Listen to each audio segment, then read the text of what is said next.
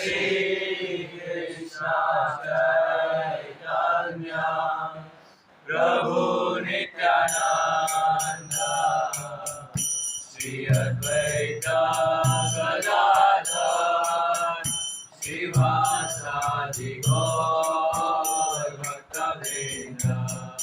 Jaya Shri Krishna Chaitanya Prabhu Nityananda Shri Advaita Gadadhar Srivasadi Gaur Bhaktavrinda. Jaya Shri Krishna Chaitanya Prabhu Nityananda Shri Advaita Gadadhar Srivasadi Gaur Bhaktavrinda.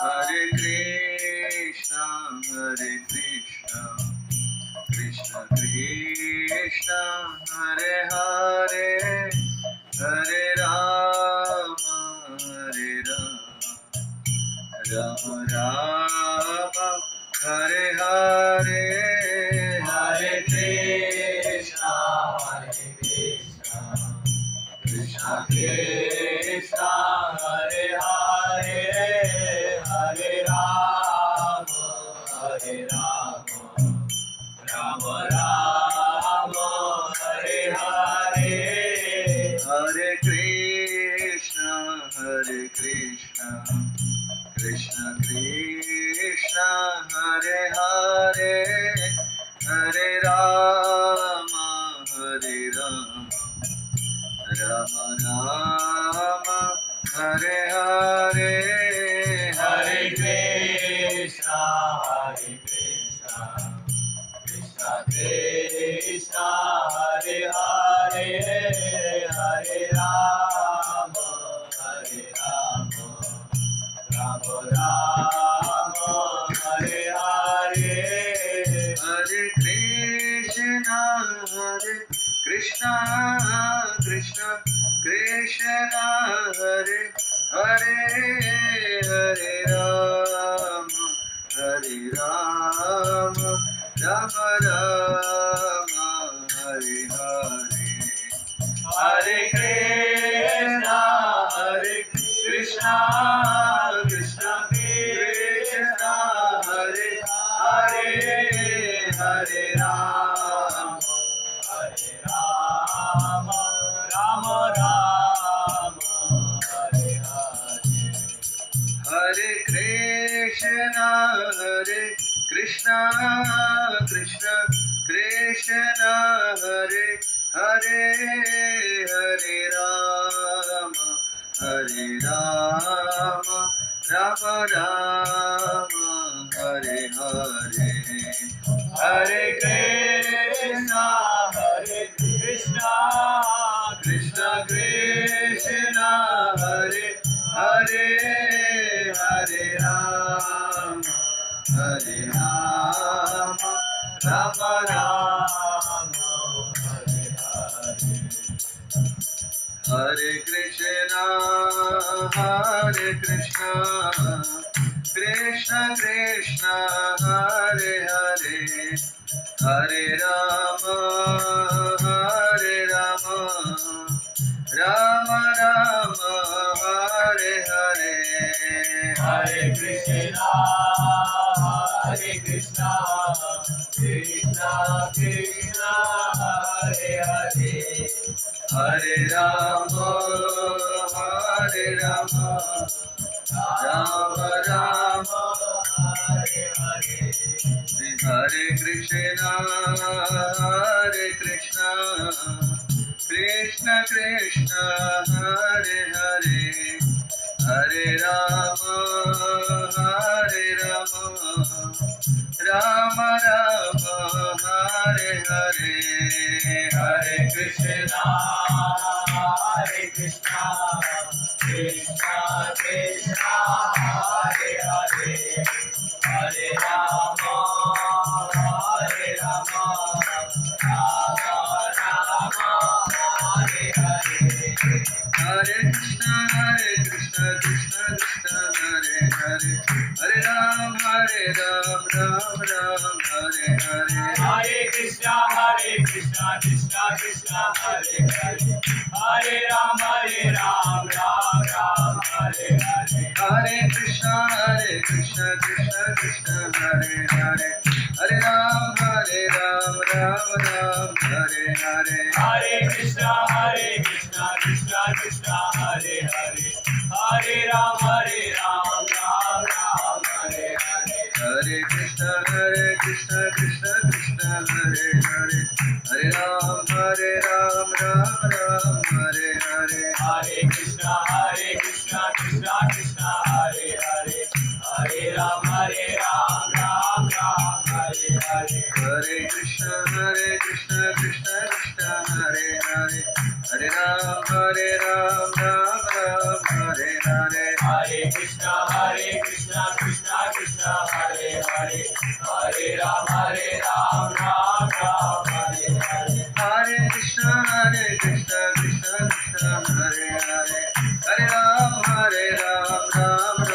Hare Hare Hare Krishna Krishna Krishna Hare Hare Hare Ram Ram Hare Hare Krishna Krishna Krishna Hare Hare Hare Rama Rama Hare Hare Hare Krishna Krishna Krishna Hare Hare Hare Rama Rama Hare Hare Hare Krishna Krishna Krishna Hare Hare Hare Rama Rama Hare Hare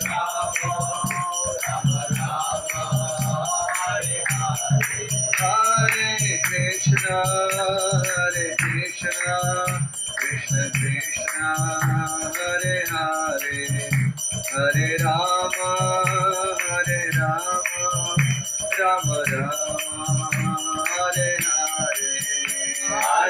Hare Hare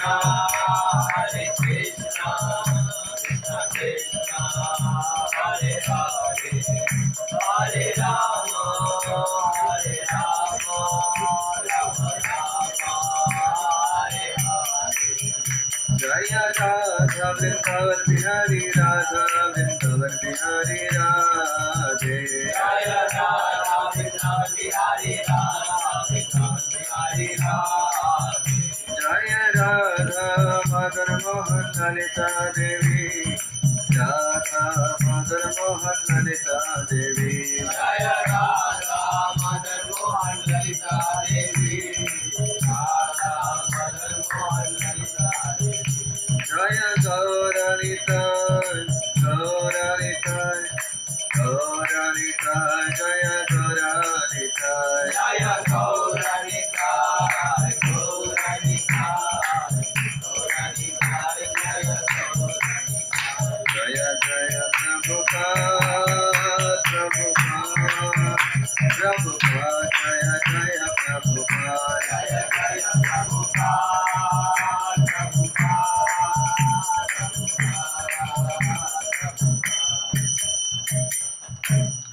जय श्री हरिनाम संकीर्तन की जय। श्री प्रभुपाद की जय।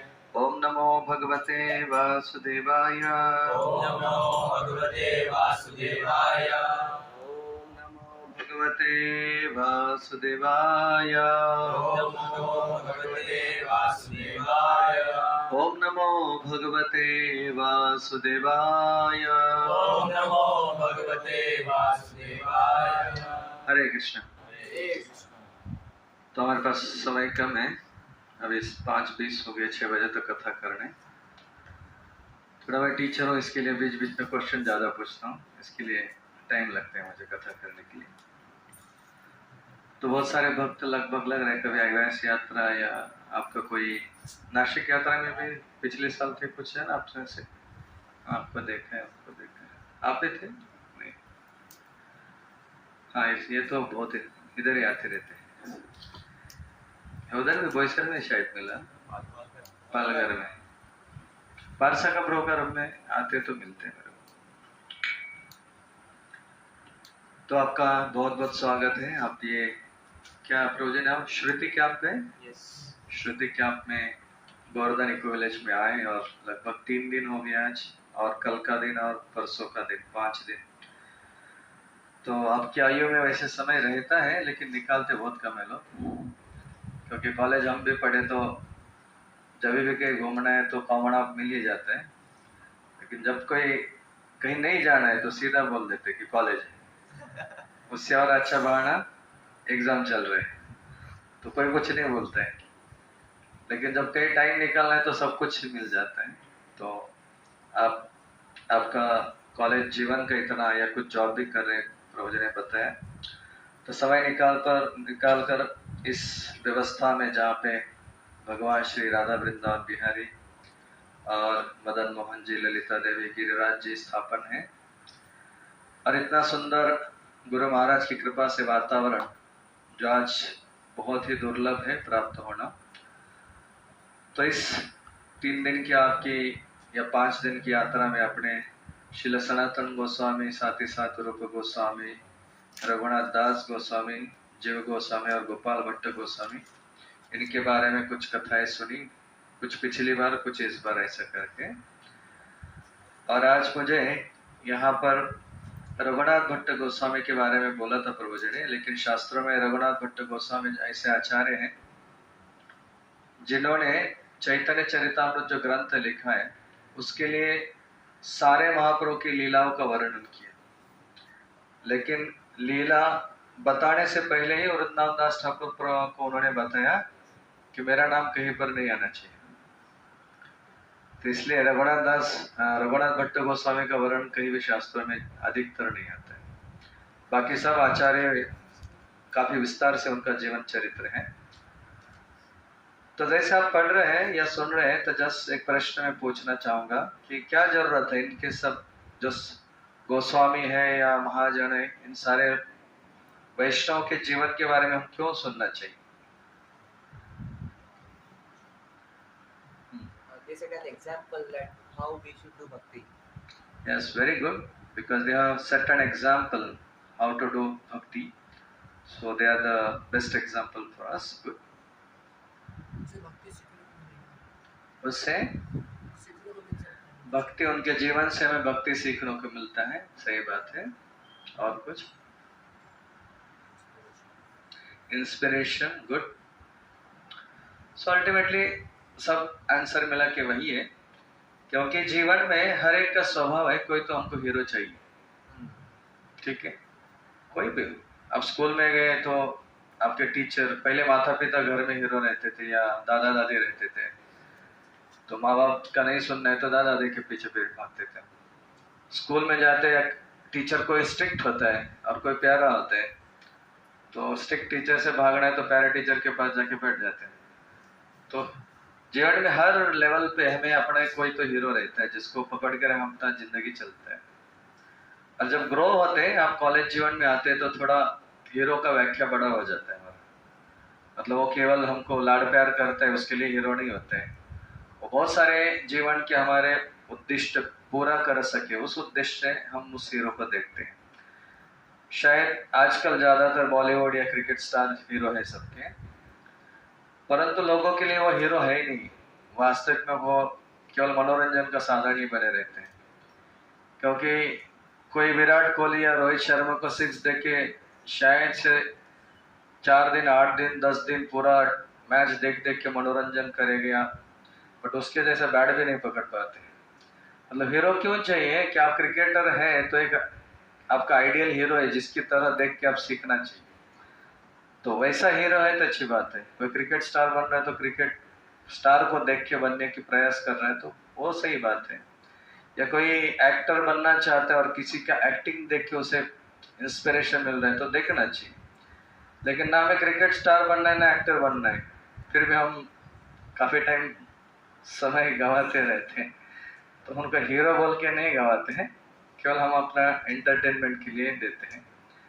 तो हमें क्या बनना है उसके हिसाब से हमें अपना हीरो भी चॉइस करना चाहिए जीवन में। नहीं तो बहुत समय अपना कुछ चीज उसकी इंस्पिरेशन मिलती है, देख लो बस, फिर छोड़ दो, ज्यादा समय उसमें मत गाओ। तो गोस्वामियों का जीवन हम इसलिए देख रहे हैं ताकि हमें आध्यात्मिक जीवन में प्रगति करना है। तो हमारे आदर्श भी आध्यात्मिक व्यक्ति होना चाहिए, जिनसे हमें इंस्पिरेशन मिले और किस प्रकार से भक्ति करना चाहिए उसका उनके आचरण से हमें सीख मिलती रहती है, इसलिए हमें उसे देखना चाहिए। और सबसे महत्वपूर्ण कारण है, शायद आपने सुना होगा, जो तितली है वो या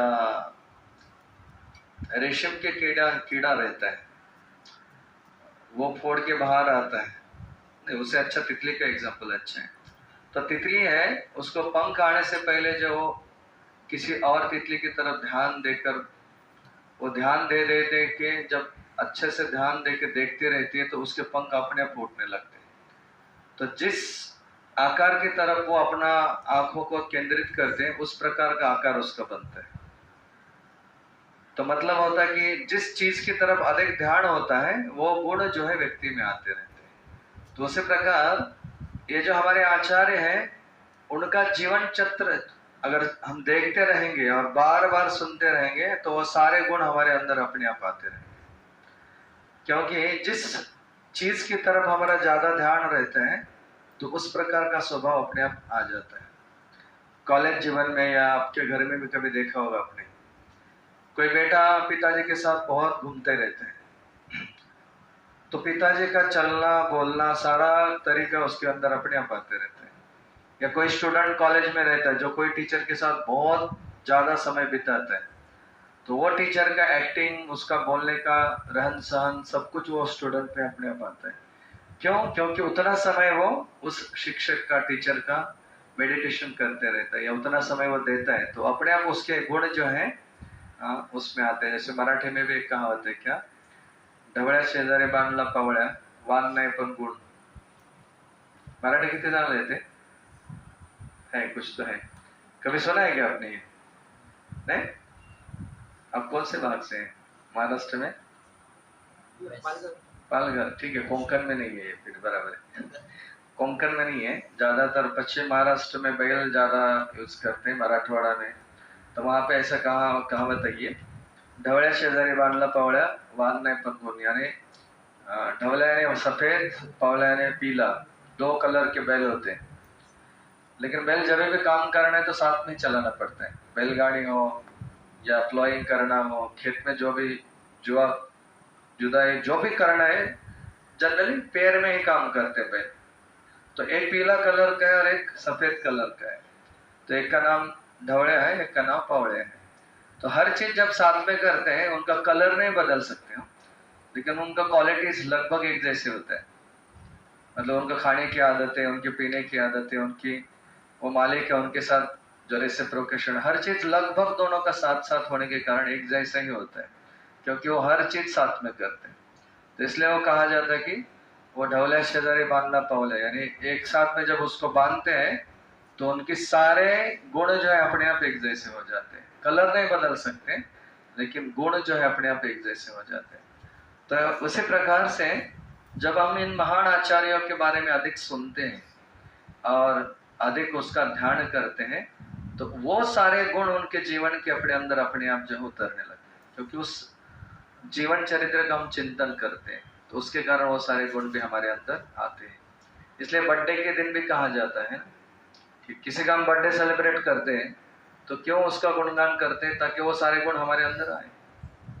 आजकल तो वो नहीं होता है, खाली केक काट के मुंह पे लगा के हो गया बर्थडे, लेकिन साधारण तौर पर बर्थडे क्यों किया जाता है कि एक व्यक्ति है उसका आज बर्थडे सेलिब्रेशन हो रहा है, मतलब उसके अच्छे गुणों का गुणगान हो और वो सारे चीज अच्छे गुण बाकी लोगों को भी पता चले, जिससे उनके अंदर भी उनका विकास हो सकता है। तो इस प्रकार से हम ये सारे आचार्यों का जीवन देखते हैं। तो आज रघुनाथ भट्ट गोस्वामी जो षड गोस्वामी से एक है, उनका जीवन बहुत ही संक्षिप्त में दिया गया है, तो मैं केवल 5 मिनट के अंदर उसको पूर्ण करूंगा और उसके बाद बहुत महान आचार्य हमारी परंपरा में जिनका नाम है माधवेंद्रपुरी, उनके बारे में थोड़ा सा अधिक विस्तार से कथा करेंगे।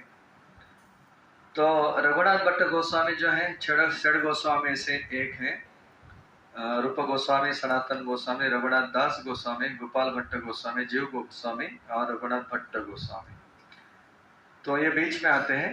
लगभग उनका जीवन चरित्र भी 1500 से 13 ईस्वी सदी में प्रारंभ हुआ और 69 शायद से, तो 60 साल की आयु लगभग वो जिए 16वीं शताब्दी में, 1500 से 13 से लेकर 1500 से 69 मोस्टली। तो ये तपोवन मिश्र नाम के काशी में बहुत ही चैतन्य महाप्रभु के महान भक्त थे। तो चैतन्य महाप्रभु जब पूरा दक्षिण भारत यात्रा कर रहे थे तो उस समय वो काशी बनारस काफ़ी समय बिताए, लगभग 2 महीने के लिए वो बनारस में थे, काशी में थे। तो उस समय वो तपोवन मिश्रा नाम के जो महान भक्त थे वहाँ पर निवास करते थे। और तब रघुनाथ भट्ट गोस्वामी काफ़ी छोटे बालक थे, तो रोज वो अपने पिताजी के साथ जाते थे। और जैसे गोपाल भट्ट गोस्वामी भी श्रीरंगम में रोज चैतन्य महाप्रभु को प्रसाद सर्व करते थे, महाप्रसाद पाते थे, उसी प्रकार रघुनाथ भट्ट गोस्वामी भी रोज चैतन्य महाप्रभु को प्रसाद सर्व करते थे और महाप्रसाद पाते थे। लेकिन रघुनाथ भट्ट गोस्वामी थोड़े से आयु में बड़े थे, गोपाल भट्ट गोस्वामी तो केवल 5 साल के थे। तो जो भी उपदेश तपोवन मिश्रा को सुनाते थे वो सारे उपदेश रघुनाथ भट्ट गोस्वामी काफी ध्यान से सुनते थे और उन्हें वहीं पर वैराग्य जो प्राप्त हुआ। और फिर वो चैतन्य महाप्रभु जैसे जगन्नाथपुरी में आए तो रघुनाथ भट्ट गोस्वामी भी लगभग आयु के 21 या 22 साल के थे तब पुरी में आ गए। तो चैतन्य महाप्रभु जैसे गोपाल भट्ट गोस्वामी उसी प्रकार से उनको भी समझाते कि अभी आपके जो पिता माता है दोनों वैष्णव हैं, तो वापिस जाइए। तो फिर से वापस जाते हैं, काशी में कुछ समय बिताते हैं और फिर वापस जगन्नाथपुरी आते हैं और फिर बहुत सारा समय वह पुरी में बिताते हैं और फिर चैतन्य महाप्रभु उनको वृंदावन में जाके निवास करने के लिए बोलते हैं। तो रघुनाथ भट्ट गोस्वामी विशेष करके रूप गोस्वामी के साथ अधिक समय वहाँ पर दिए। और श्री राधा गोविंद देव जो आज का बहुत ही सुंदर मंदिर है वृंदावन में, जो अभी यहाँ से हम पीछे देखते हैं, तो उसकी विग्रह की सेवा और भगवान के लिए जो भी व्यवस्था है वो सारा प्रयोजन जो है रघुनाथ भट्ट गोस्वामी ने किया था। और कंस्ट्रक्शन का जो मुख्य कार्य है वो रूप गोस्वामी मुख्य रूप से किए थे। तो बाद में जब रघुनाथ भट्ट गोस्वामी काफी प्रसिद्ध हुए तो बहुत बार रूप सनातन गोस्वामी ने श्रीमद् भागवतम के ऊपर टीका लिखी थी, बहुत सारे और भी ग्रंथ लिखे थे, विदग्ध माधव जैसे बहुत सुंदर किताबें हैं। लेकिन रघुनाथ भट्ट गोस्वामी जो है बचपन से अपने पिता और चैतन्य महाप्रभु से सुन के भागवत को उन्होंने इतना निचोड़ लिया था, जब वो भागवत कथा करते थे तो स्वयं रूप गोस्वामी सनातन गोस्वामी बैठ के सुनते थे और वो बोलते थे सामने से कि ग्रंथ तो हमने लिखा है लेकिन सुनने को आपसे ही अच्छा लगता है। तो इतना रघुनाथ भट्ट गोस्वामी का भागवत कथा के ऊपर श्रद्धा और इतनी मधुरता थी कि शास्त्रों में कहा गया है कि रघुनाथ भट्ट गोस्वामी कोई भी श्लोक को अगर उन्हें दिया जाए तो एक श्लोक को 4 अलग अलग टोन्स में गा सकते थे। जैसे हम गीता का श्लोक गाते हैं धर्म क्षेत्रे कुरुक्षेत्रे, तो हम एक ही गा नहीं पाते ठीक से, तो मुश्किल से गा लेते लेकिन साथ साथ में तो, लेकिन वो कोई भी श्लोक उनको देंगे तो 4 अलग अलग धुन में उस श्लोक को गाते थे। ऐसे पूरे 18,000 श्लोक भागवत के हो, एक धुन पकड़ा तो पूरे गा लेते थे, फिर दूसरा पकड़ा तो दूसरी धुन में भी गा सकते थे। तो कोई भी श्लोक उनको देंगे तो अलग अलग 4 प्रकार से गाते थे। इसलिए उनकी भागवत कथा काफी मधुर थी और उनका जो गाने का जो प्रभुत्व था उसके ऊपर बहुत सारे वैष्णव जो गुणगान करते हैं। तो रघुनाथ भट्ट गोस्वामी का जीवन अधिकतर इतने में ही ज्यादा वर्णन है।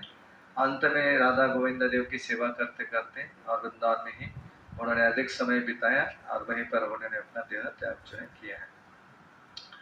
तो आज जो मुख्य विषय मैं आपको बोलने जा रहा हूँ वो श्रील माधवेंद्रपुरी है, जो हमारी परंपरा में बहुत ही महान आचार्य हैं और विशेष करके आपने सब गोस्वामियों का नाम तो सुना है, तो चैतन्य महाप्रभु का भी नाम सुना है।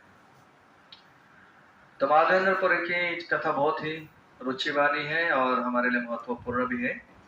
इसलिए प्रथम हम क्या करेंगे, 3 जो बहुत सुंदर श्लोक है जो पूरा माधवेंद्रपुरी का जीवन का सीख हमें उससे मिलने वाला है, उन श्लोकों को प्रथम था यहाँ पर हम याद करने का प्रयास करेंगे। तो आप सब मेरे पीछे देख के दोहरा सकते हैं।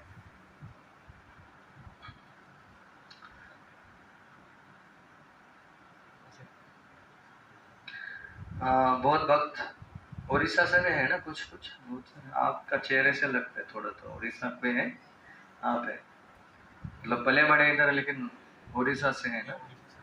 नहीं, अच्छा ठीक है चलेगा। बंगाली ओडिया लगभग, तो कुछ उच्चारण में त्रुटि हुई तो बता सकते हैं आप, क्योंकि हमारा देवनागरी मराठी है, तो ओडिया या बंगाली टोन और मराठी टोन में थोड़ा सा फर्क पड़ेगा, लेकिन श्लोक तो बंगाली है, तो कोशिश करते हैं हम गाने के साथ में।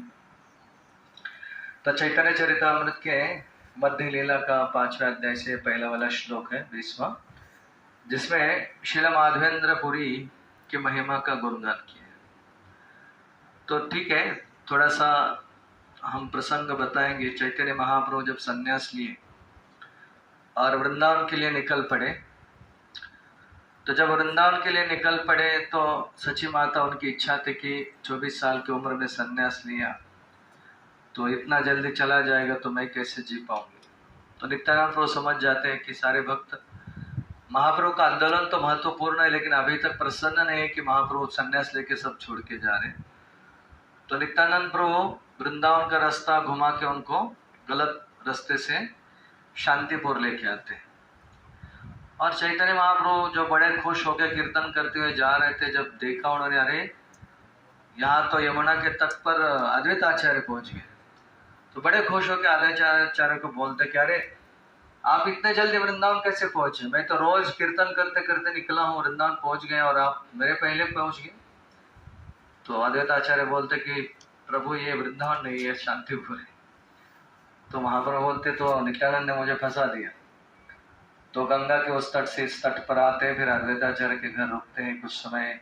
सची माता रघुनाथ दास गोस्वामी काफी भक्तों से मिलके, और फिर सची माता विनती करती है कि तुम्हें जाना ही है तो जाओ, लेकिन वृंदावन के कृष्ण और पुरी के जगन्नाथ दोनों अभिन्न है, तो आप पुरी में रहेंगे तो मुझे वहां से गौड़ी वैष्णव आते जाते रहते, तो आप कैसे हैं, क्या कर रहे हैं पता चलेगा, तो पुरी आप निवास करेंगे तो ज्यादा अच्छा।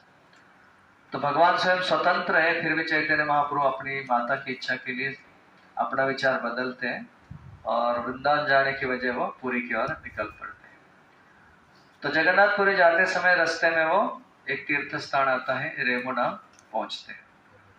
और जब रेमुना मंदिर में वो पहुंचते हैं तो वहां पे भगवान गोपीनाथ के बहुत ही सुंदर विग्रह का दर्शन करते हैं, कीर्तन करते हैं, और संध्या के समय उन्हें स्पेशल जो प्रसाद वहां पे मिलता है, जिसे खीर, कौन सी खीर बोलते हैं, एक स्पेशल खीर मिलती है बहुत रेमुना में। तो उस खीर को प्राप्त करके चैतन्य महाप्रभु को याद आता है, और फिर वो ये कथा को शुरुआत करते हैं कि मेरे जो गुरु महाराज है ईश्वरपुरी, उनके गुरु महाराज है माधवेंद्रपुरी, तो इस खीर से माधवेंद्रपुरी का बहुत बड़ा संबंध है। ऐसा करके वो माधवेंद्रपुरी का जीवन चरित्र वहां पे सारे भक्तों को वर्णन करते हैं। और ये पूरा जो अध्याय है जिसके अंतर्गत चैतन्य महाप्रभु ने माधवेंद्रपुरी का पूरा गुणगान किया है, तो ये 20वां श्लोक है जिससे हम यहाँ पे याद करने का प्रयास करेंगे। पूर्वे माधव पुरी लागी खीर कैला चोरी, पूर्वे माधव पुरी लागी खीर कैला चोरी, अतएव नाम हैला खीर चोर हरि, अतएव नाम हैला खीर चोर हरि। पूर्वे माधव पुरी लागी खीर कैला चोरी,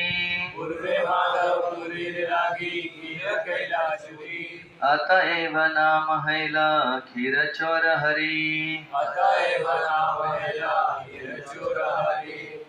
कोई एक जन दोहरा सकते हैं, देखिए। पूर्वे माधव पुरी लागी खीर कैला चोरी, पूर्वे माधव पुरी लागी खीर कैला चोरी, अतएव नाम हैला खीर चोर हरि, अतएव नाम हैला खीर चोर हरि। बहुत सुंदर। और दूसरा श्लोक, लगभग दोनों श्लोक एक जैसे हैं उसी अध्याय से। यार लागी गोपीनाथ खीर कैला चोरी। यार लागी गोपीनाथ खीर कैला चोरी।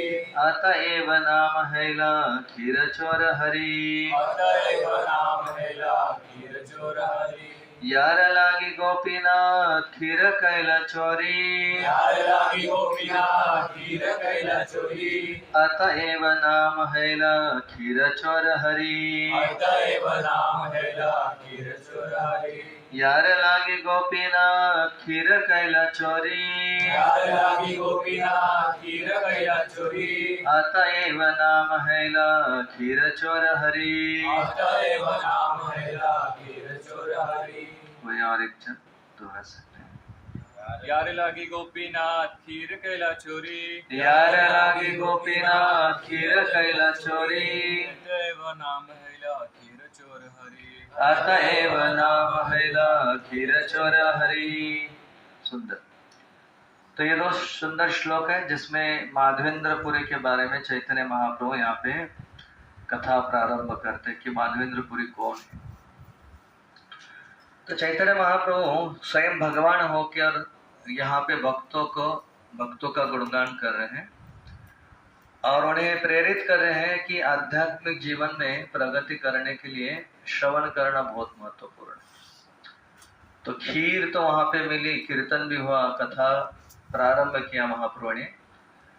तो आध्यात्मिक जीवन में जो है श्रवण का बहुत महिमा गाया गया है। इसलिए हम श्रीमद् भागवतम में जो है बार बार बोलते हैं कि शृण्वतां स्वकथां कृष्ण पुण्य श्रवण कीर्तन हृदयन्तस्त्व भद्राणि विधुनोति सुहृत्सतां।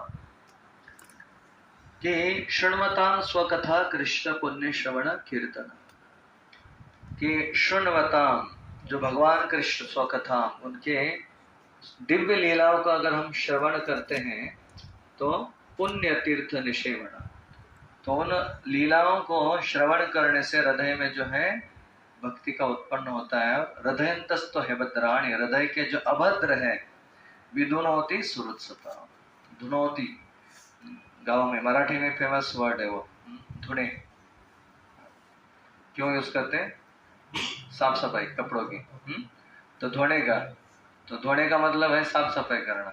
तो विधुनोति, तो भगवान का लीलाओं का जब हम श्रवण करते हैं तो हृदय को धोने का काम करते हैं, इसलिए विधुनोति सुहृत्सतां।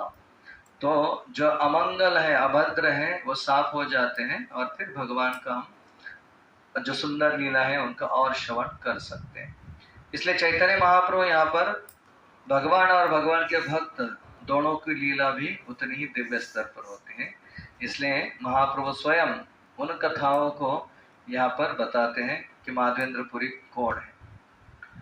तो वैसे तो उनका इतिहास बहुत विस्तार में वर्णित नहीं है, लेकिन फिर भी ईश्वरपुरी के जो गुरु है माधवेंद्रपुरी, जो बहुत ही महान भक्त थे और सततम कीर्तयन्तो, जो गीता में हम पढ़ते उस प्रकार से 24 घंटा वो केवल भगवान का नाम जप करते थे और उन्हें कोई जिम्मेदारी नहीं था।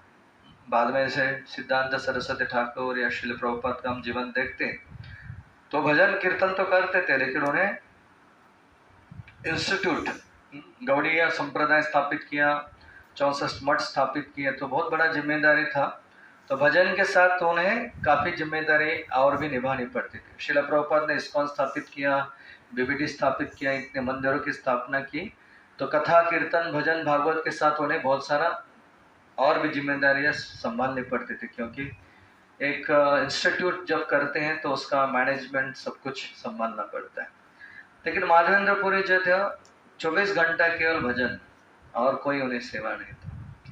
तो चैतन्य महाप्रभु समझाते हैं कि एक बार श्रील माधवेंद्रपुरी जो है तीर्थ यात्रा निकले वृंदावन के लिए, और फिर वृंदावन में जैसे कोई भी भक्त जाते तो सर्वप्रथम मथुरा प्रवेश करते हैं, वहाँ से विश्राम घाट में स्नान करते हैं, तो भगवान का जन्मस्थली मथुरा में देखते हैं और वहाँ से अलग अलग जो वृंदावन के सारे तीर्थ स्थान हैं, गोकुल महावन, वहाँ से लोहवन, बिल्ववन, भांडिरवन, भद्रवन, फिर पूर्व यमुना किनारा छोड़ के जब पश्चिम में आते हैं तो फिर वहाँ पर भी वृंदावन, फिर तालवन, कोकिलवन और मधुवन, खालिरवन, काम्यवन, तो इस प्रकार से ये 12 वनों का जो है पूरा दर्शन करते करते करते माधवेंद्र पहुंच जाते हैं वहां पर गिरिराज की परिक्रमा के लिए।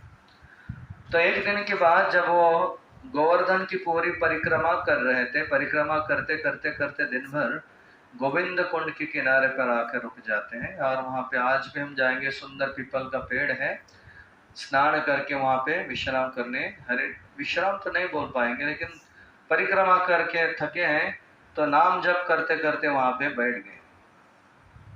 और संध्या का समय हो रहा था और वो एक विशेष प्रकार के सन्यासी थे जो कभी मांग के भिक्षा कभी खाते नहीं थे। तो सन्यासियों में भी अलग अलग स्तर है, तो उसमें याचक करके जो संप्रदाय होता है, सन्यास आश्रम होता है, जो कभी मांगते नहीं है, कुछ आया तो खाया, नहीं आया तो उपवास। बहुत बढ़िया है ना। आप आए इधर, अगर आपको बोला एक दिन याचक सन्यासी की तरह जीवन रहो, पार्षद का प्रभु लाएंगे तो खाएंगे, आप बोलेंगे कभी नहीं लाएंगे। ये प्रभु जी खिलाते, प्रसाद खिलाने में प्रभु जी को रुचि है। तो माधवेंद्रपुरी वहां पर जो है हरिनाम जाप कर रहे थे। तो एक छोटा सा बालक वहां पर आता है, हाथ में मटका लेके, और उन्हें वो मटका सौंप के बोलता है, हे गोसाई, ये दूध जो है आप ग्रहण कीजिए, क्योंकि आप सुबह से परिक्रमा किए, इतने थके, कुछ खाए नहीं, तो ये आपके लिए व्यवस्था में किया हूँ, ले लो। तो माधवेंद्रपुरी में चौंक जाते, इसे कैसे पता चला मैंने कुछ खाया नहीं? तो पूछ लेते हैं कि तुम्हें कैसे पता चला? तो बोलता नहीं नहीं नहीं, यहाँ से आप दिन भर परिक्रमा कर रहे थे, तो यहाँ के गांव की जो गोपियां हैं, जो माताएं हैं, तो उन्होंने आपको परिक्रमा करते हुए देखा, दिन भर आप परिक्रमा किए, कहीं पे कुछ मांगे नहीं, तो उन्हें पता चला कि आप कुछ भिक्षा मांग के नहीं खाते हैं, तो उन्होंने मुझे भेजा ये दूध लेके, तो आप कृपया इसे ग्रहण कीजिए और आपकी भूख जो है उसे शांत कीजिए। तो माधवेंद्रपुरी बड़े प्रसन्न हुए और वो बालक बोला, आप जल्दी इसको ग्रहण कीजिए, मुझे और भी कुछ सेवा है, मैं जाके वहां पर मेरा कार्य करके आऊंगा, तो मटका पर रख दीजिए, मैं लेके जाऊंगा। तो माधवेंद्रपुरी उस दूध को ग्रहण करते हैं, फिर नाम जब शुरुआत करते हैं, मध्य रात्रि हो जाती है, जब करते करते उनको झपकी लगती है और अचानक से वही बालक फिर से सपने में आता है और फिर उन्हें याद दिलाता है, माधवेंद्रपुरी, सालों से मैं यहाँ पर आपकी राह देख रहा था। माधवेंद्रपुरी चौंक जाते हैं और फिर बोलते हैं कि पास में ही हाथ को पकड़ के लेके जाते हैं। यहाँ पर बहुत सालों से जब मुगलों का आक्रमण हुआ था, तो वो समय मेरे पुजारी जो है मुझे मंदिर से निकालकर इस मिट्टी में लाके उन्होंने छुपाया, और तब से सालों से धूप हो, ठंडी हो, बारिश हो, यहीं पर मैं तकलीफ सहते हुए मिट्टी में गाड़ के रखा मुझे है, तो कृपा करके तुम मुझे यहाँ से निकालो और फिर से गोवर्धन पर स्थापित करो।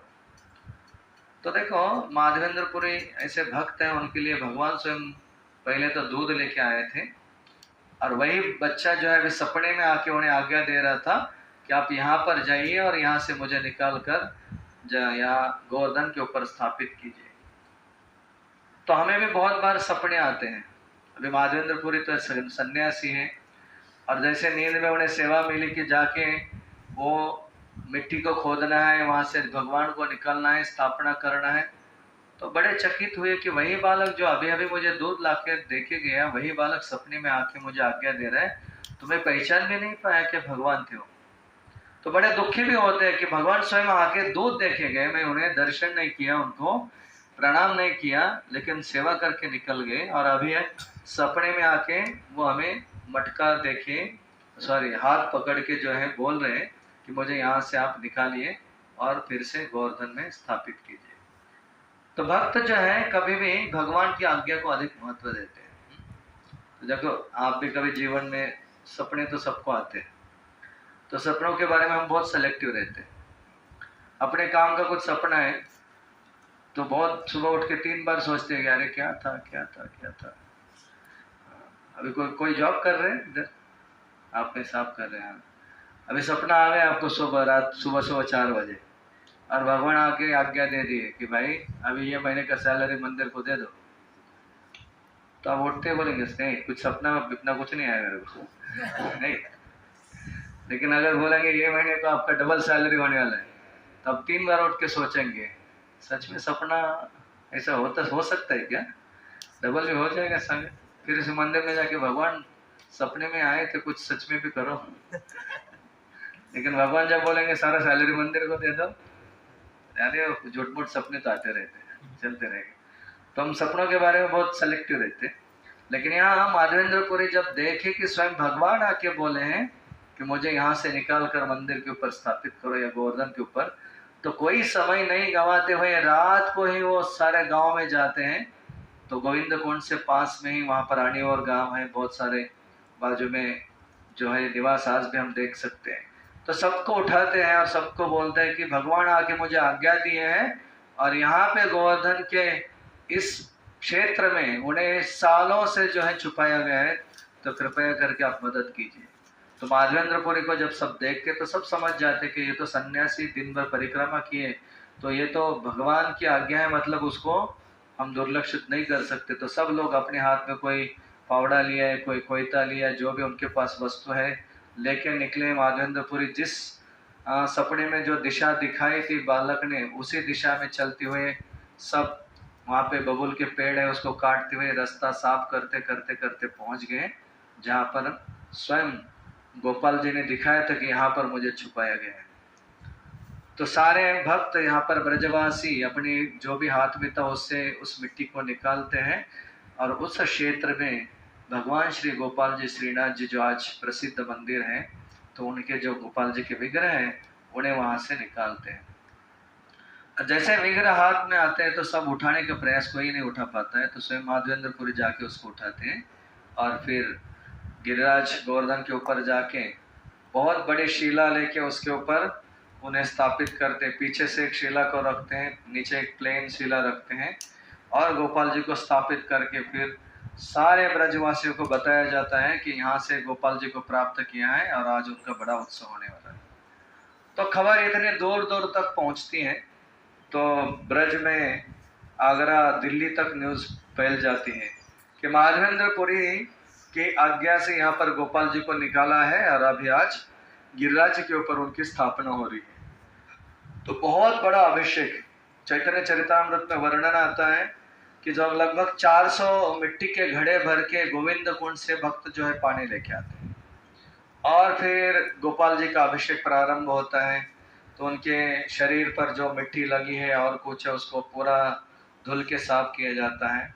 फिर अलग अलग प्रकार के सुगंधित तेल लगा के उनको मालिश मसाज किया जाता है और फिर पंचगव्य पंचामृत से उनका अभिषेक होता है। आप समझते हैं ना सब, पंचगव्य क्या होता है? क्या होता है? दूध, दही, शहद, शक्कर पानी और घी, ये हुआ पंचामृत। और पंचगव्य सही बात है, पंच अमृत ने अपने बराबर बोला, पंचगव्य है वही है दूध दही तूप, तीन तो बराबर है, खाली गोबर और गोमूत्र उसमें ऐड होता है। शक्कर और शहद की जगह गोबर और गोमूत्र, क्योंकि वो पंचगव्य है और ये पंच अमृत है। तो पंचगव्य से अभिषेक होता है, फिर पंचामृत से अभिषेक होता है, फिर से उनको गर्म पानी से फिर धुला जाता है, फिर से मसाज करते हैं, सुगंधित तेल लगाते हैं, फिर कपड़े से उन्हें पोंछ देते हैं, सुंदर उनका श्रृंगार होता है। और फिर वर्णन आता है कि मान लो जैसे अभी हम देखते हैं गोवर्धन उत्सव के बाद ऐसे बड़ा अन्नकूट होता है, उस प्रकार से गोपाल जी के लिए पहाड़ की तरह चावल के जो है वहाँ पर अन्नदान करके लोग जो बना के लाते हैं। रोटी आती है, दाल आती है, सब्जी आती है, दूध आते हैं, अलग अलग प्रकार के मधुर पदार्थ आते हैं। और ऐसा बड़ा उत्सव हो रहा था कि सब जगह न्यूज़ जो है फैलती है कि माधवेंद्रपुरी की इच्छा के कारण भगवान स्वयं यहाँ पर गोवर्धन पे स्थापित हुए। तो इतना बड़ा उत्सव होता है, इतना बड़ा उत्सव होता है कि दिल्ली तक लोग जो है वहाँ दर्शन के लिए आते हैं। और फिर जो भी व्यक्ति आता था देखता था कि अरे आज ब्रज के इस भक्त ने लाखों लाखों भक्तों के लिए प्रसाद जो है डोनेशन स्पॉन्सर किया था और इतना सारे ब्रजवासी आके प्रसाद खा के जा रहे। तो वो व्यक्ति भी बोलता था कल मेरी तरफ से, फिर कोई बोलता था कल मेरी तरफ से, फिर बोलता था कल मेरी तरफ से। तो ये अन्नकूट उत्सव इस प्रकार से 2 साल तक चालू रहा। सोचते रहिए, हम जन्माष्टमी में क्या जब प्रभुपाद अपीयरेंस डे आता है तो हमारा हालत हो जाता है, कि रात को 12 बजे सोए, इतना प्रचार किया, फिर सो गए। तो प्रभुपाद अपीयरेंस देखो क्या है, 10 बजे 11 बजे उठ के आ जाते हैं, 11:30 बजे ऑफरिंग के आरती के टाइम में खड़े हो जाते हैं, फिर से प्रसाद बना बोले तो कितना मेहनत है। बट ये उत्सव 2 साल तक रोज अन्नकूट होता था, और फिर 2 साल के बाद अचानक फिर से एक बार माधवेंद्रपुरी जो बड़े महान भक्त वहां पर चिंतन करते थे, सेवा करते थे, वो अचानक एक दिन फिर से गोपाल जी उनके सपने में आए। तो दूसरी बार उनके सपने में भगवान आए, और फिर माधवेंद्रपुरी जो है सुनते हैं कि भगवान बोल रहे हैं कि हे माधवेंद्र, मुझे वहां से जमीन से तो निकाला अपने और मंदिर में ऊपर लेके स्थापित तो किया गोवर्धन पे, लेकिन 2 साल से केवल खा ही रहा हूं, और रोज लोग इतना दर्शन आते हैं, अभिषेक करते हैं, श्रृंगार करते हैं, शांति कहाँ है। तो मेरा शरीर जो मिट्टी में गर्म था, बाहर आके लगा शांति से रहूंगा, लेकिन इतना खाते खाते खाते वो गर्मी कम नहीं हुई, अभी तक बढ़ते जा रही है। तो क्या करो, आप एक बार जाके जो नीलाचल पर्वत है वहां से, मलय पर्वत से चंदन लेके आओ और मुझे शरीर में लगा दो, जिससे मेरे शरीर को ठंडक प्राप्त होगी और जो भी उष्मा है, गर्मी शरीर में है, वो शांत हो जाएगी। तो माधवेंद्रपुरी काफी बूढ़े हो चुके थे, फिर भी भगवान की आज्ञा को वो प्राथमिकता देते। तो शास्त्रों में कहा है कि भगवान की सेवा प्राप्त करना बहुत ही भाग्य की बात है। आप सोचिए, हम बहुत बार सुनते हैं भगवान को भगवान क्यों कहा जाता है। गीता में हमने बहुत बार जब गीता पाठ करते हैं, भगवान की व्याख्या क्या देते हैं हम? 6 appearances, right? भग यानी अपलंस, वाण यानी वन हु होल्ड्स द अपलंसेस। तो भगवान जो है 6 ऐश्वर्य से पूर्ण है, 6 ऐश्वर्य पूर्ण है। तो जब भगवान सबसे सुंदर है, सबसे शक्तिशाली है, सबसे धनवान है, सबको आकर्षित करने वाले हैं, सबसे बैरागी है, और सबसे सामर्थ्यवान है, और सबसे प्रसिद्ध है, ऐसे भगवान को आकर्षित करने के लिए हम क्या कर सकते हैं? क्या हमारी सुंदरता उन्हें आकर्षित कर सकती है? नहीं, क्योंकि वो इतने सुंदर है तो हम उन्हें नहीं आकर्षित कर सकते। या हमारे धन से वो आकर्षित होंगे? कोई चांस नहीं। 16,108 रानियों के लिए उन्होंने सोने के महल जो है बनाए एक रात में, तो उस भगवान को हमारे पास क्या मिलेगा? ज्यादा से ज्यादा क्या, अभी 2 BHK कमाना भी बहुत मुश्किल है बॉम्बे में। आपका जनरेशन मुझे पता नहीं कि 1 BHK के लिए कितना साल स्ट्रगल करेगा। तो उन भगवान को ना घर से हम खुश रख पाएंगे, ना हमारे सौंदर्य से, ना पैसे से। तो भगवान को आकर्षित करने के लिए हम क्या कर सकते हैं? क्योंकि कोई भी चीज हमारे पास कितनी भी मात्रा में हो, उससे अधिक मात्रा में भगवान के पास तो ऑलरेडी है। तो उन भगवान को हमारी तरफ आकर्षित करना है तो हम क्या कर सकते हैं? उनकी सेवा। बहुत सुंदर उत्तर है। तो भगवान को आकर्षित करने के लिए एकमात्र साधन है उनकी सेवा करना। वो एक चीज है भगवान को आकर्षित करती है, क्योंकि वो खुद की सेवा नहीं कर सकते। वो सुंदर तो है, ऐश्वर्यपूर्ण है, प्रसिद्ध भी है, सामर्थ्यवान भी है, बलवान भी है, वैरागी भी है, लेकिन वो खुद की सेवा खुद नहीं कर सकते हैं। इसके लिए अगर भगवान को प्रसन्न करना है तो उनकी सेवा करके हम उन्हें अधिक प्रसन्न कर सकते हैं। तो इसलिए माधवेंद्रपुरी, उनकी आयु लगभग मतलब इतने बूढ़े हो चुके थे, फिर भी जब उन्हें आज्ञा मिली कि जाकर जगन्नाथपुरी से आप चंदन लेके आओ, तो माधवेंद्रपुरी ने ये नहीं सोचा कि भाई ये बुढ़ापे में क्या काम दे रहे हैं। नहीं, जैसे ही उन्हें पता चला कि सेवा मिली है, एक क्षण भर भी उन्होंने सोचा नहीं कि अरे यहाँ पर तो गोपाल जी को मैंने स्थापित किया, उनका इतना उत्सव हो रहा है, उनकी सेवा चल रही है, तो ये छोड़ के अभी उधर तक कौन जाएगा। अभी गोवर्धन कहाँ पर है? वृंदावन में। और जगन्नाथपुरी क्या है? पूरा साउथ बॉर्डर पे नीचे। तो लगभग मेरे ख्याल से 800-850 किलोमीटर डिस्टेंस, उससे ज्यादा ही रहेगा शायद से। तो इतना अंतर वो समय में, माधवेंद्रपुरी यानी 15वीं शताब्दी, तो वो समय में 600-650 साल पहले की बात है।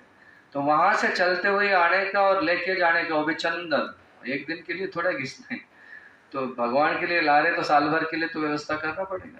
तो उतना चंदन लेके आना है। तो बिना कुछ सोचे माधवेंद्रपुरी जो है वहां से निकलते हैं, और रास्ते में आते आते आते आते वो यहाँ पर रेमुणा में पहुंच जाते हैं। और चैतन्य महाप्रभु एक कथा किसको बता रहे? सारे भक्तों को, कि माधवेंद्रपुरी कौन भक्त थे। और जैसे रेवणा में एक बहुत महत्वपूर्ण यहाँ पर मैं बात बताना चाहता था कि भगवान का जब सेवा का अवसर प्राप्त होता है तो हमें कभी भी उस अवसर को नहीं गंवाना चाहिए, क्योंकि इस देह में हम और कुछ कर भी नहीं सकते भगवान के लिए सेवा के अलावा। लेकिन सेवा में 4 चीज बहुत बार रुकावटें डालती है, लेकिन ये 4 रुकावटें आने के बावजूद भी हमें सेवा कभी बंद नहीं करना चाहिए। तो ये 4 मुख्य जो रुकावटें सेवा में आती है उनके बारे में थोड़ी सी हम चर्चा करेंगे, ज्यादा अधिक नहीं। तो ये रुकावटें आने के बावजूद भी हमें कभी सेवा नहीं रोकना चाहिए।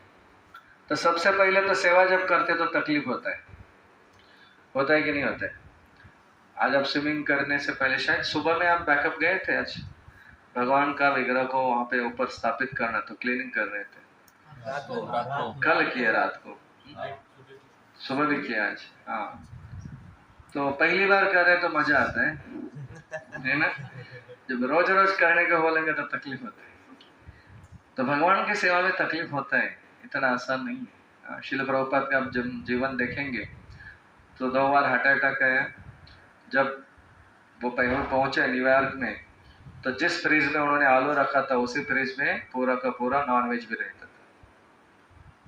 तो तकलीफें थी, बहुत सारी तकलीफें थी। जब वो वृंदावन में थे, जब उन्हें बीटी जी लिखना था, भागवत लिखना था, तो वृंदावन से वो दिल्ली जाते थे और वहां पे बीटी जी डिस्ट्रीब्यूट करते थे। धूप में 2 बार चक्कर आके गिर गए सनस्ट्रोक के कारण। लेकिन इतनी सारी तकलीफें होने के बाद उन्होंने सेवा कभी रोका नहीं। तो जब सेवा करते हैं तो परेशानी होगी, लेकिन कोई भी परेशानी में सेवा रुकना नहीं चाहिए, क्योंकि वही एक एसेट है हमारे पास जिसे भगवान ने हमें प्रदान किया है, और जो करने से भगवान प्रसन्न होते हैं। तो तकलीफ हो रहा है या परेशानी हो रही है करके हमें कभी सेवा को नहीं रोकना चाहिए। दूसरा चीज है, बहुत बार सुविधाओं का अभाव भी होता है। सेवा करने की इच्छा है लेकिन सुविधा नहीं है। जैसे हम रूम है आपका भी, आपने काफी अच्छा साफ सुथरा रखा है, लेकिन बहुत बार ऐसा कोई आके बोल के जाता है कि अरे रूम को साफ सफाई कर दो, मंदिर को साफ सफाई कर दो। तो पहले प्रश्न होते, प्रभु जी झाड़ू भी नहीं है, पोछा भी नहीं है, कैसा करेंगे? आपको आज्ञा मिली है साफ सफाई करना है, भाई झाड़ू नहीं है, पोछा नहीं है, उनका जिम्मेदारी नहीं है। तो जब करना है तो करना है, अगर हो सके तो लेके आ जाओ, नहीं हो सके तो कपड़ा लेके पोछा मारो, लेके साफ सफाई करना चाहिए। मतलब कुछ इंस्ट्रूमेंट नहीं है करके सेवा नहीं रुकना चाहिए। अगर मिल जाता है झाड़ू पोछा सब कुछ तो करना ही करना है, अगर नहीं भी मिलता है तो सेवा नहीं रुकना चाहिए। जैसे बहुत बार हम प्रचार में भी बोलते हैं, कभी कभी ऐसा होता है। अभी बम्बई में तो सब प्रचारकों के, हमारे पास में भी लैपटॉप सब कुछ आ गए। जनरली प्रीचर्स का मूड क्या होता है, गांव में जाते हैं, क्या है, कुछ लैपटॉप नहीं देते, प्रोजेक्टर नहीं है, गांव का लोग कुछ सुनते नहीं, कुछ वीडियो दिखाना चाहिए, जोक करना चाहिए, मजा करना चाहिए, तो ये क्या है, करताल लेके भेज दिया, करो प्रचार। तो प्रचारक पहला बहाना ढूंढता है कि मोबाइल नहीं दिया मेरे को, लैपटॉप नहीं दिया मेरे को, प्रोजेक्टर नहीं दिया मेरे को, गाड़ी नहीं दिया, प्रसाद नहीं दे रहे। भगवान की कृपा से चौपाटी या जीवी में सब कुछ मिल जाते हैं, लेकिन नहीं भी मिलता है तो प्रचार जो है रोक नहीं सकते, सेवा जो है उसको रोक नहीं सकते। या आप जैसे यूथ में बहुत सारा आपको जिम्मेदारी मिलता है, तो बहुत बार ऐसा नहीं होता कि हर सुविधा आपको दी जाए और उसके बाद ही आपको सेवा करे, जरूरत नहीं है। कभी कभी सुविधा मिल जाएगी, कभी सुविधा नहीं भी मिलेगी, लेकिन सेवा को हम रोक नहीं सकते। सेवा जो है चलती रहनी चाहिए। जन्माष्टमी का उत्सव होता है और कुछ कार्य होता है, यूथ प्रीचिंग के लिए कुछ आपका यात्रा होता है, तो बहुत सारा परिस्थिति ऐसी आती है जहाँ पे सारी सुविधाएं जो हमें अपेक्षित है नहीं मिलती है, परंतु सुविधा के कमतरता के कारण हमें उस सेवा को नहीं रोकना चाहिए। ये बहुत महत्वपूर्ण चीज जो है, ध्यान रखिए। तीसरी बात है कि समस्याएं बड़ी बड़ी आती है। जैसे श्रील प्रभुपाद जी प्रचार करने के लिए लीग ऑफ डिवोटीज की स्थापना की झांसी में, लेकिन कोई भक्ति नहीं बना। बहुत मेहनत की, उसके बावजूद क्या हुआ, जिस जगह पर उन्होंने लीग ऑफ डिवोटीज को रजिस्टर किया, उस जगह के लिए वहाँ के जो वो जमाने में मायर शब्द मेरे ख्याल से, तो जो भी अभी बोलो, उस शहर की सभापति या मुख्य व्यक्ति की पत्नी है, उसे लेडीज क्लब खोलना था। और प्रभुपाद ने सारी व्यवस्था की थी, जैसे अभी रजिस्टर हो के प्रचार हो, लेकिन वो लेडीज वो अपने पति को बोल देती और वो सारे जगह पर अपना कब्जा जो है जमा लेती। तो प्रभुपाद ने मेहनत किया, बट उसके बावजूद सारी जो चीज है उसने छीन ली। इसके बावजूद श्रील प्रभुपाद अमेरिका में बहुत सारे प्रसंग है, कोई प्रॉपर्टी खरीद लेते, सब कुछ हो गया, उसके बाद कोई आके उसको हड़प लिया। तो समस्याओं की कुछ कमी नहीं है। प्रभुपाद जी के पास केवल एक टाइपराइटर था जिसके ऊपर वो सारा ग्रंथ जो है खुद टाइप करते थे, समय मिला तो कुछ जब शिष्य आए तब वो टाइप करते थे। तो जिसके घर में रहते थे वो व्यक्ति उस टाइपराइटर को उठा के चोरी करके बेच के आ गए।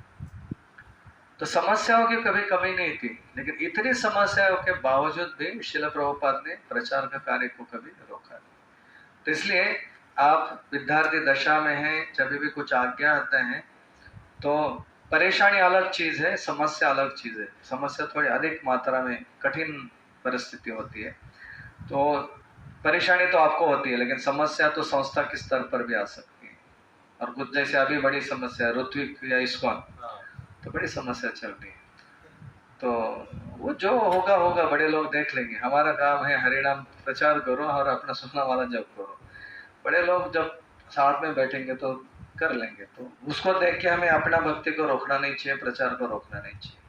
तो प्रचार कार्य, सेवा कार्य जो है चलते रहना चाहिए। और चौथी बात है, कोई कार्य हम करते हैं हमें आनंद नहीं आता है बहुत बार, या कोई प्रभु है अभी जॉब कर रहे तो उन्हें बहुत थकान आ जाती है, आने के बाद उन्हें लगता है कि थोड़ा कीर्तन सुनो। अभी दिन भर बहुत कुछ ऑफिस में सुन लिए, अभी बैठ के थोड़ा कीर्तन सुनो। तो बेस इंचार्ज बोलता है जाके जा सब्जी लेके।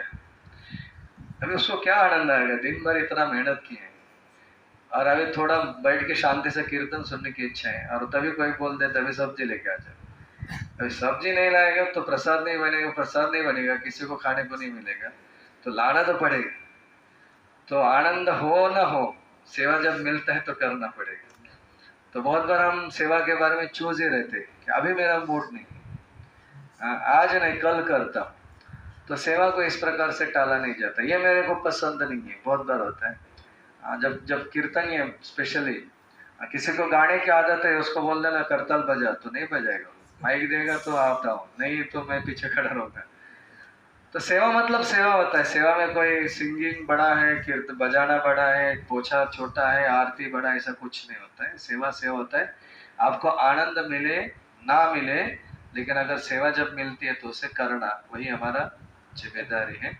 तो भक्ति में भगवान को अगर प्रसन्न करना है तो हमें सेवा का अर्थ है कि भगवान की इच्छा या गुरु की क्या इच्छा उसके अनुसार करना, ना कि मेरी इच्छा क्या है। इसलिए आनंद मिलना ना मिलना उसके ऊपर सेवा निर्भर नहीं है। जो आज्ञा है उसे करना, उसे सेवा कहते हैं। जैसे श्रील प्रभुपाद जी जब भी ये प्रचार कार्य कर रहे थे तो बहुत महत्वपूर्ण ये लीला है उनकी। मेरे ख्याल से 13 अगस्त 1965 में उन्होंने जलदूत में कलकत्ता से बोर्डिंग किया, और 19 अगस्त को वो बम्बई पहुंचे। नेक्स्ट डे जन्माष्टमी था 20 को। तो उस बार श्रील प्रभुपाद जी अपने किताब में याद, उसको उठा हरिबोल, 10 मिनट में आ रहा हूँ गोविंद। तो प्रभुपाद जी वहां पे लिखते हैं डायरी में अपने कि मुझे वृंदावन की याद आ रही है, और आज का दिन वृंदावन में बड़े धूमधाम से जन्माष्टमी मनाया जा रहा होगा।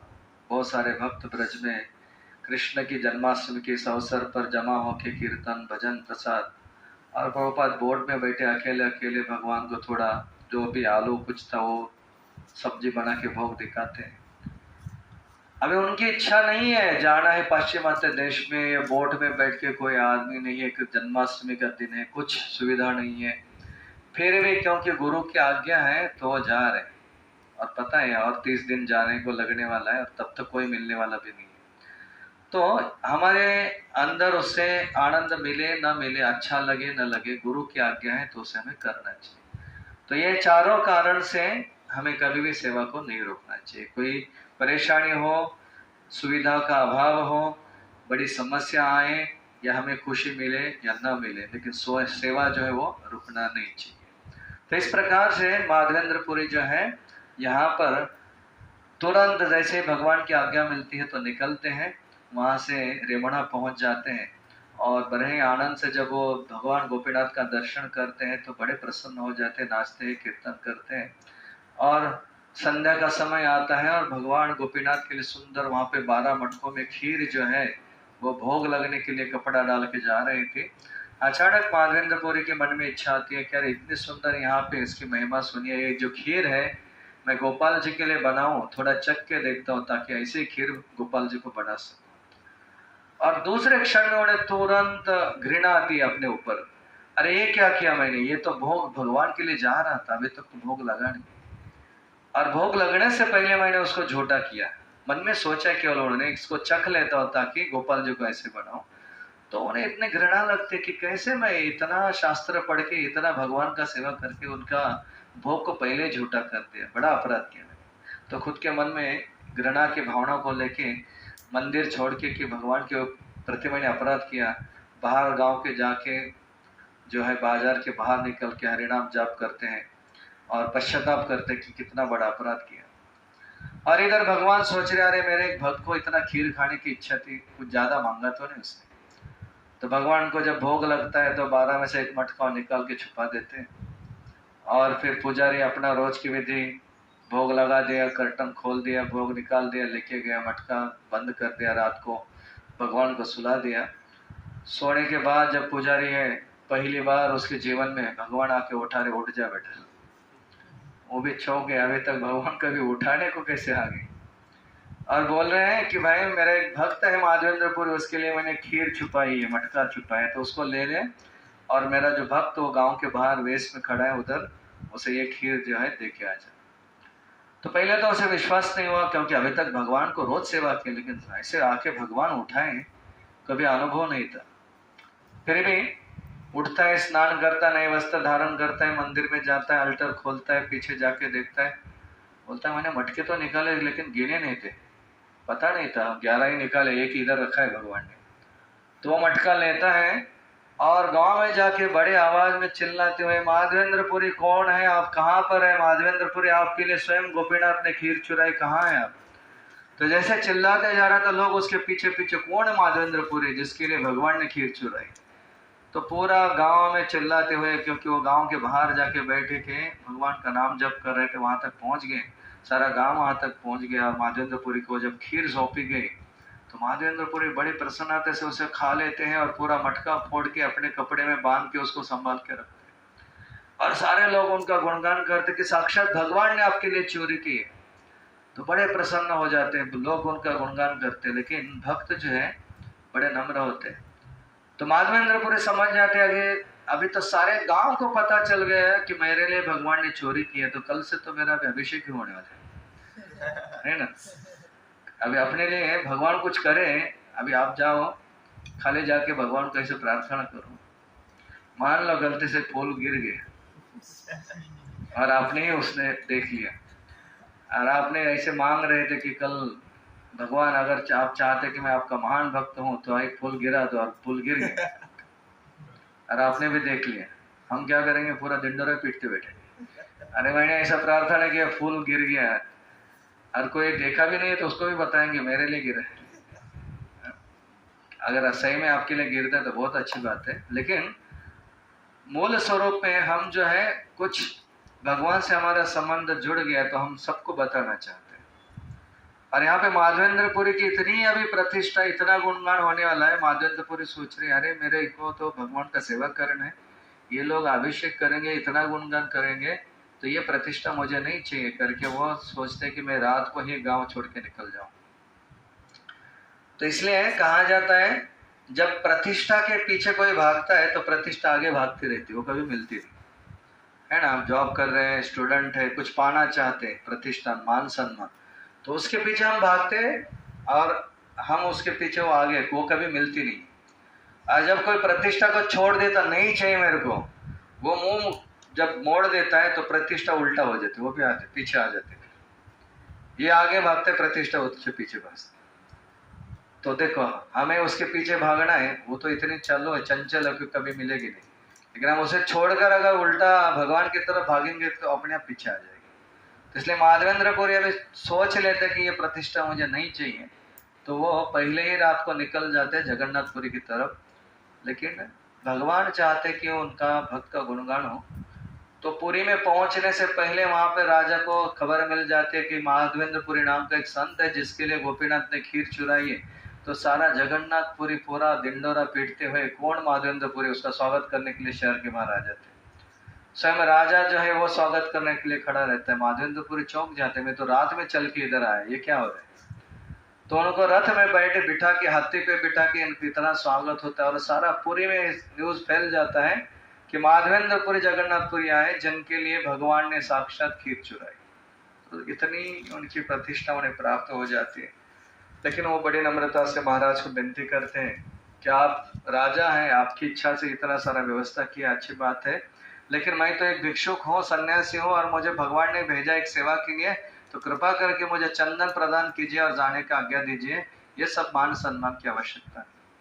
तो महाराज जो राजा हैं वो बड़े सम्मान से उन्हें बोलते हैं, आपकी जो भी इच्छा है, भगवान की इच्छा है तो तुरंत में आप उसे मैं पूरा करने का प्रयास करता हूँ। तो राजा स्वयं अपनी सेना को भेजकर पूरा 2 गाड़ी चंदन जो है इसकी व्यवस्था करते हैं, साथ में कुछ ब्राह्मण पुजारी देते हैं, और साथ में क्योंकि ये मुगलों का समय है 14वीं 15वीं 17वीं शताब्दी तक, तो एक पत्र भेजते हैं कि इसके ऊपर का सारा टैक्स जो भी है ऑलरेडी राजा ने पे किया है, तो इसके ऊपर, क्योंकि जगन्नाथपुरी से वृंदावन तक उसे लेके जाना है तो कोई रुकावट नहीं आनी चाहिए करके। और फिर माधवेंद्रपुरी उस गाड़ी को लेकर निकलते हैं। रास्ते में फिर से रेमुणा आते हैं, तो आज के दिन पुजारी पहले से सब भोग निकाल के फिर से भगवान को चोरी करने की जरूरत नहीं। तो आज माधवेंद्रपुरी को पहले ही खीर मिल जाती है, खाते हैं, सो जाते हैं।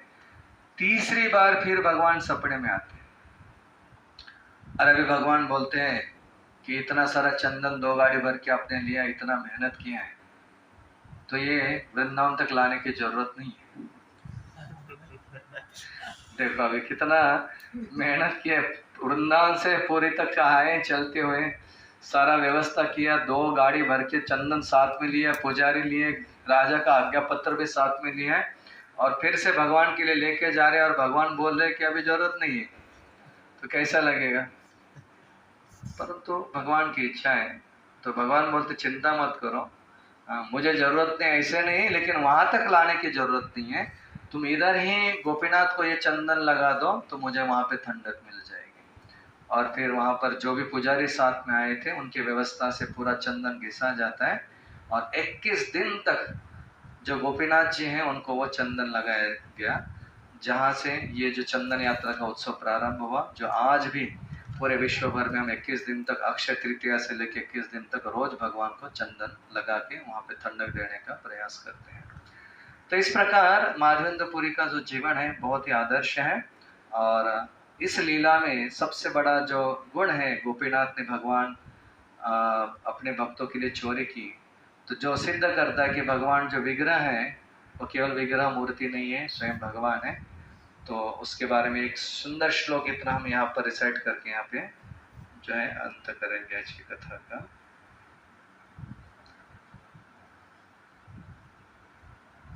तो इस श्लोक को केवल 3 बार हम दोहरा के यहाँ पे समाप्त करेंगे। प्रतिमा नाही तुम्ही साक्षात ब्रजेंद्र नंदन, प्रतिमा नाही तुम्ही साक्षात ब्रजेंद्र नंदन, प्रतिमा नाही तुम्ही साक्षात ब्रजेंद्र नंदन, प्रतिमा नाही तुम्ही साक्षात ब्रजेंद्र नंदन, प्रतिमा नाही तुम्ही साक्षात ब्रजेंद्र नंदन, प्रतिमा नाही तुम्ही साक्षात ब्रजेंद्र नंदन, विप्र लागी कर तुम्ही कार्य करा, विप्र लागी कर तुम्ही कार्य करा, विप्र लागी कर तुम्ही कार्य करा, विप्र लागी कर तुम्ही कार्य करा, विप्र लागी कर तुम्ही कार्य करा। विप्र लागी कर तुम्ही कार्य करा। कुछ भक्त दोहरा सकते, बहुत सुंदर श्लोक है। प्रतिमा नाही तुम्ही साक्षात ब्रजेंद्र नंदन, प्रतिमा नाही तुम्ही साक्षात ब्रजेंद्र नंदन, विप्र लागी कर तुम्ही आकार करण विप्र लागी कर तुम्ही अकार्य करण प्रतिमा नाही तुम्ही साक्षात ब्रजेंद्र नंदन प्रतिमा नाही तुम्ही साक्षात ब्रजेंद्र नंदन विप्र लागी कर तुम्ही अकार्य करण प्रतिमा नाही तुम्ही साक्षात ब्रजेंद्र नंदन विप्र लागी कर तुम्ही अकार्य करण प्रतिमा नाही तुम्ही साक्षात ब्रजेंद्र नंदन विप्र लागी कर तुम्ही अकार्य करण प्रतिमा नाही तुम्ही साक्षात ब्रजेंद्र नंदन विप्र लागी कर तुम्ही अकार्य करण। तो इस प्रकार सुंदर जो उपदेश है कि भगवान यह मूर्ति ना होकर स्वयं श्री नंदन नंदन है, इस श्लोक की यहाँ पर पूरी लीला में जो है हमें इस लीला के द्वारा प्रस्तुत करते हैं। और साथ में साक्षी गोपाल और एक बहुत सुंदर लीला है जहाँ पे जिसमें हम भगवान मैं मूर्ति ना होकर स्वयं भगवान हूँ इसकी वहाँ पे प्रचिति देते हैं। तो इन दो लीलाओं के साथ यहाँ पर हम समाप्त करते हैं। रघुनाथ भट्ट गोस्वामी का जीवन बहुत थोड़े समय में देखा हमने, और फिर श्रील माधवेंद्र पुरी जिनके जीवन के द्वारा हमने श्रवण का महिमा को सुना।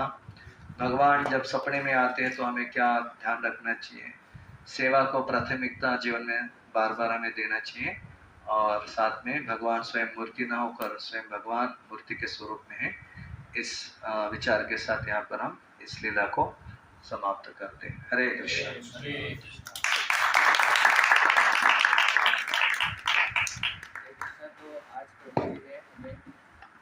माधवेंद्र तरुणीताई प्रभु जी ने हमें माधवेंद्र पुरी और रघुनाथ भट्ट गोस्वामी के बारे में सुंदर कथा बताई, इसलिए उनको हम हरे कृष्ण महामंत्र बोल के धन्यवाद देंगे। हरे कृष्णा कृष्णा कृष्णा हरे हरे हरे राम